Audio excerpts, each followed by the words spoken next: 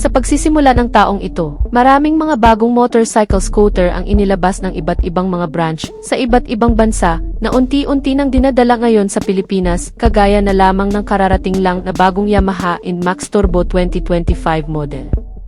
Hindi pa man masyadong nasisilayan ng marami ang bagong modelong ito ay may mga bagong motorsiklo pang inilabas ngayong taon ng iba't ibang mga brand na mas maganda pa raw sa Yamaha NMAX at yan ang iisa-isahin natin ngayon. Ang mga motorsiklo na siguradong mapapabilib ka na lang sa ganda ng mga format, mga katangian na dinadala ng mga ito kasama ang mga kabuang presyo ay aalamin natin.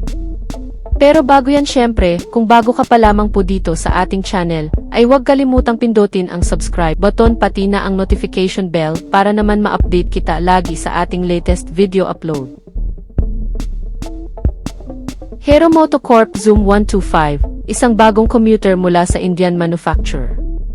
Ang modelong ito ay magbibigay daw ng mas maaasahang biyahe at mas compact na kagamitan sa mura lang nitong presyo. May sariling design, ngunit may pagkakatulad sa ilang mga nakasanayan na, gaya ng pagiging convenient comfort at mas madaling paganahin.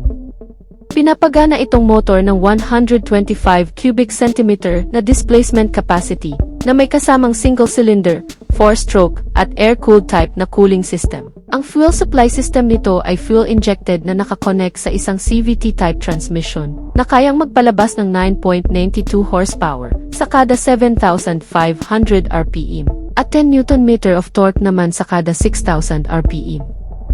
Ang front external design ng modelong ito ay inspired sa Falcon na may animoy matapang na itsura dala ng pinahusay na disenyo ng LED headlamp na may kasamang daytime running light. Kaya naman ang aerodynamic at physical appearance nitong motor ay mas naging unique sa ilang mga kasabayan.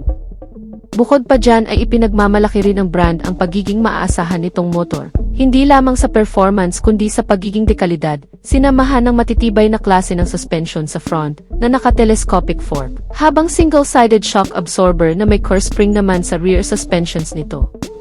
Ang dalawang gulong nito sa harap at likod ay parehong naka 14-inch size at may alloy wheels na naka-tubeless tires. Ang bawat ilaw nito mula sa harap at likod kasama ng mga turn signal lamp indicator ay mga naka-LED type na klase na may sequential turn signal light indicator. Bukod pa dyan nilagyan din itong motor ng isang bulsa sa harapan at underseat compartment storage na lagayan ng gamit at isang front footboard na pwedeng pagkargahan ng malalaki pang gamit. Itong Hero Motocorp Zoom 125 ay sinamahan din ng mga modernong features, kabilang na ang instrument meter panel na naka-digital display, isang charging port system para sa mga gadget, illuminate start button, booth lamp, at turn-by-turn navigation. Kung tutuusin ay wala ka nang masyadong hahanapin dahil sa mababa nitong engine ay siguradong magbibigay din ng mas magandang fuel economy sa kahit saan mo man gamitin. Sa pagkakaroon ng fuel tank capacity na 4.5 liters ay siguradong kahit malalayo ang biyahe ay aabuti ng average fuel consumption rate na 60.6 km per liter.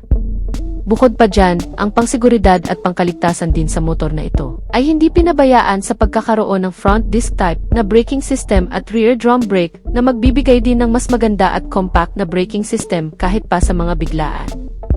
Nilagyan din ito ng engine check warning, additional shutter lock for security, at headlight na naka-LED projector type. Inilabas pa lamang itong motorsiklo sa bansang India sa dalawang klaseng variant na pagpipilian, sa presyo na nagkakahalaga ng 86,900 rupees hanggang sa 87,900 rupees na kung direkta natin i-convert sa Philippine peso, ito ay aabot ng 58,900 hanggang sa 60,000 pesos lamang sa Pilipinas. So yan na muna ang ating latest news and update mga ka-Wizard Moto. At kung bago ka pa lang sa ating YouTube channel, ay huwag kalimutang mag-subscribe. Sa ating mga solid subscriber ay maraming salamat sa inyong walang sawang pagsuporta. Antabayanan lang ang ating susunod na video upload. Ride safe and God bless as always.